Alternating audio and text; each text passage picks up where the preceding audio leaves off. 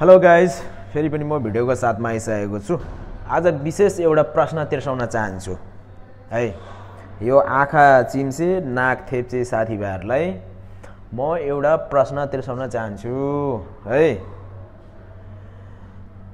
ठुल्ठुलो आमसभातिर हैन, ठुल्ठुलो प्रोग्रामतिर बहसहरू गरेको सुन्छु। हामी जनजाति, हामी यस्तो जनजाति उस्तो जनजाति भनेर बोलेको सुन्छु। यो जनजातिको मिनिङ के हुन्छ क्या हैन? म चाहिँ भन्न चाहन्छु, म चाहिँ जनजाति होइन है। किन भन्दाखेरि मेरो घर छ, मेरो जमिन छ हैन, मेरो पुर्खाले गरेको कुराहरू छ, इतिहासहरू छ। त्यसकारणले गर्दाखेरि म जनजाति हुन सक्दैन है। जनजाति भनेको चाहिँ नेपालको अहिले उदाहरण दिउँ राउटे समुदाय जस्तो हैन, उनीहरूको घर पनि हुँदैन, उनीहरू जहाँ जान्छ त्यहीँ बस्छ हैन। धन्न हाम्रो नेपालमा त सरकारले धन्न राउटेहरूलाई दिइरहेछ। अफ्रिकाको हेरौँ, जो जङ्गल कुद्छ, शिकार गर्छ, खान्छ, बस्छ, तिनीहरूको घर पनि हुँदैन, झुप्रा झाप्री बनाउँछ, तिनीहरूलाई सरकारले पनि हेर्दैन, वास्ता धन्दा दिँदैन। अनि भनिसकेपछि हाम्रो चाहिँ धेरै एभिडेन्सहरू छ, हाम्रो जग्गा छ, जमिन छ, हाम्रो इतिहास छ। हाम्रो प्रथम राजा नै यलम्बर भनिसकेपछि हैन, नेपालको पहिलो राजा र पहिलो सभ्यता बसाउने राजा नै यलम्बर भनिसकेपछि हामी कसरी जनजाति भयौँ? त्यो म प्रश्न गर्न चाहन्छु है साथीभाइहरूलाई हैन। हामी कसैको गोठालो होइनौँ, हामी मूलवासी हो। शरणार्थीहरूले हैन, आर्यहरूले चाहिँ हामीलाई संविधानमा त्यो शब्दहरू लेखियो, त्यसरी छुटाइयो भन्दाखेरि हामीले त्यसलाई स्वीकार्नुपर्छ भन्ने चाहिँ हुँदैन। म चाहिँ त्यो भन्न चाहन्छु। कुनै हालतमा म चाहिँ के अरे जनजाति होइन, म चाहिँ मूलवासी हो। आइन्दादेखि यस्तो प्रश्नहरू गर्ने कामहरू कसैले पनि नगर्नु होला हैन।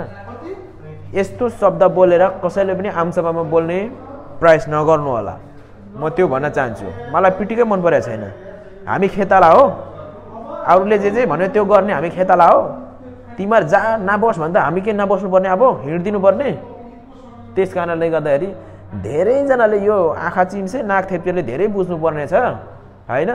शासकहरूले जे भन्यो त्यसलाई फलो गर्ने हो भने चाहिँ भोलिको दिनमा यो नेपाल छोड भने पनि छोडेर हिँड्नुपर्ने अवस्था हुन्छ है। यस्तो चिजहरू भनेको त धेरै बुझ्नुपर्ने कुराहरू हो। बाहिरको मान्छेहरूले पनि हुन्छ, ए जनजाति त यिनीहरू पर्दो रहेछ, हामी कसरी जनजाति भयौँ? त्यस कारणले गर्दाखेरि मेरो इतिहास छ, मेरो घर छ, जमिन छ, मेरो सब थोक छ। त्यस कारणले गर्दाखेरि म कुनै हालतमा पनि जनजाति हुन सक्दिनँ। आइन्दादेखि त्यस्तो प्रश्नहरू कसैले पनि नगर्नु होला, त्यस्तो शब्द युज गरेर कसैले पनि नबोल्नु होला भन्न चाहन्छु। धेरैजनाले बोलेको सुनिरहेको छु हैन। हाम्रो धरानकै अब श्रमदानको अभियानमा हैन काम गर्नुहुनेहरूले पनि बोलेको सुन्छु, जनजाति हामी यस्तो, हामी जनजाति भनेर बोलेको सुन्छु। कुनै हालतमा पनि हामी जनजाति हुन सक्दैनौँ। नेक्स्ट टाइमदेखि यस्तो शब्दहरू कसैले पनि नबोल्नु होला। हामी मूलवासी हो, मूलवासी नै रहन्छ। हिजो आउने फुच्चाफुच्चीहरूले चाहिँ हामीले जनजाति बनाउँदा हामी हुने हो। त्यस कारणले गर्दाखेरि हिजो आएको मुलाहरूले हामीले जनजाति बनाउँदा हामीले स्वीकार दिनुपर्ने। त्यस कारणले गर्दाखेरि कदापि पनि यो जनजाति भन्ने शब्दलाई चाहिँ म चाहिँ मान्दिनँ।